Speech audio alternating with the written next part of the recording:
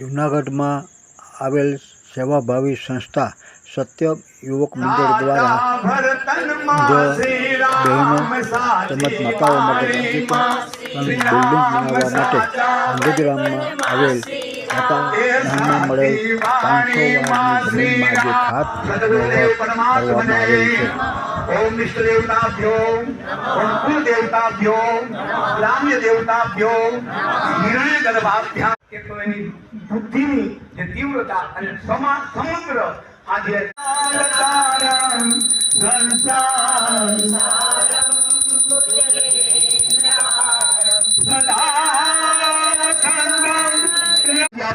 इदम अर्घ्यं समर्पयामि।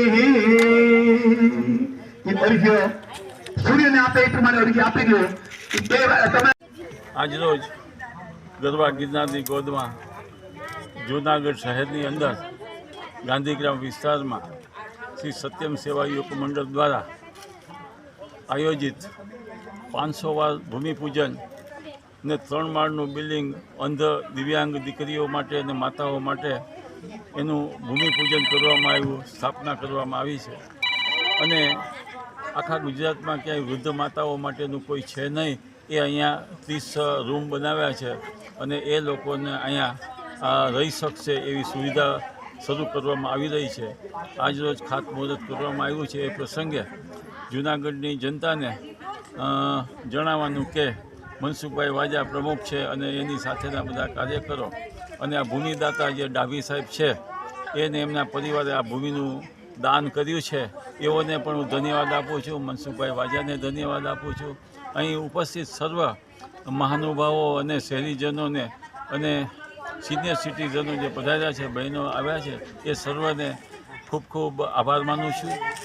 જય હિન્દ। જૂનાગઢની જાણીતી સેવાભાવી સંસ્થા સત્યમ સેવા યુવક મંડળ છેલ્લા 42 વર્ષથી માનવતાવાદી પ્રવૃત્તિઓ કરે છે। આજે અમારી સંસ્થાને પ્રજ્ઞાચક્ષુ ચેરિટેબલ ટ્રસ્ટ અને અંધકન્યા માટે સત્યમ સેવા યુવક મંડળના સંયુક્ત ઉપક્રમે 500 વારનો પ્લોટ ભારતીબેન દેવાણી દ્વારા અમારી સંસ્થાને આપવામાં આવેલો છે। આ જે પ્લોટ મળ્યો છે એની અંદર 3 માળનું ભવન અમે બનાવી રહ્યા છીએ।